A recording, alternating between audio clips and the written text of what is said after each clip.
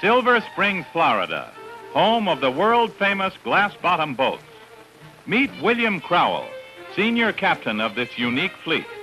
Congenial Bill has spent 35 of his 62 years piloting his glass-bottom craft on the Silver River. He has welcomed thousands of visitors for their tour of Florida's underwater fairyland. All of Crowell's life has been spent within 3 miles of this Central Florida beauty spot. He was born in Silver Springs at the turn of the century, when river steamers docked on the shores of the Springs after their leisurely cruise from the Atlantic. William has sailed his glass-bottom boat the equivalent of 10 times around the world without ever getting more than a mile from his home port. An odd occupation, but all in a day's work for William Crowell, the million-mile captain. Nearly 2 million tourists a year visit Silver Springs to observe the panorama of submerged beauty through the crystal clear water. But shades of little fishes. Here's an odd occupant. It's none other than Mac Tootin, Silver Springs' one and only underwater gardener. Mac the Clipper periodically dons scuba equipment for the novel task of hand mowing the eelgrass that grows along the banks. Much of the beauty of the springs, and can foul the propellers of the glass-bottom boat. Mac Tootin, underwater gardener, keeps it under control. Truly an odd occupation.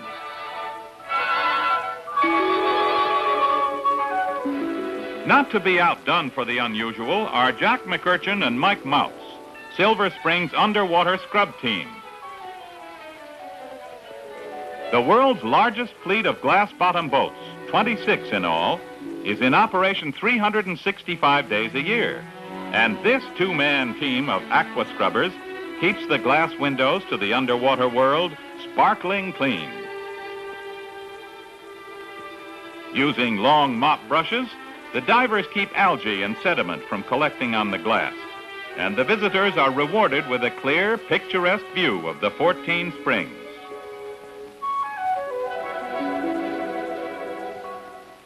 Jack McCretchen and Mike Mouse, the aqua scrubbers of Silver Springs. On Florida's west coast is Wachee, world-famous spring of live mermaids, and the home of some equally unusual oddities. Meet John Hamlet. His occupation? Animal psychologist. A fascinating animal world awaits the Congo Bell passengers on their trip up the Wachee River. Mr. Hamlet has devoted his entire life to understanding nature and its creatures. And at Wachee, his caged animals thrill hundreds of visitors each day. Star attraction at the bear compound is Bronough, a vicious Florida black bear. A killer of 3 cage mates, Bronough has been trained to take food gently from John's hand. Playful raccoons, normally nocturnal animals, are seen every day at water's edge. They wait for bread thrown by the visitors and are always rewarded for their patience. The wild boar, one of the most vicious of wild animals, becomes docile with proper care and understanding. Said to be among the most intelligent of wild animals, they hold no fear of trainer Hamlet, nor he for them. These porkers, weighing up to 300 pounds, have been known to attack and kill hunters, and will even take on the Florida black bear in a fight. Not the sort of fellow everyone would like to pat on the chinny chin chin.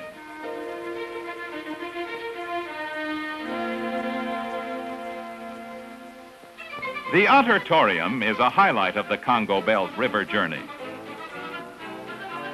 Every trip means dinner time, and these frisky fellows just couldn't be happier.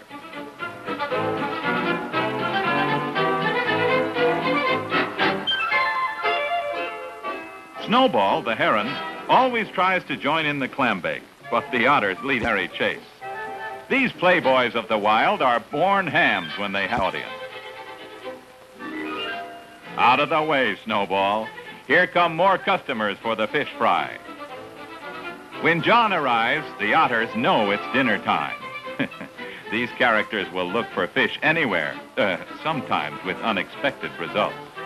John Hamlet's world has its moments of excitement, danger, and fun, and he thoroughly enjoys his exclusive job as an animal psychologist.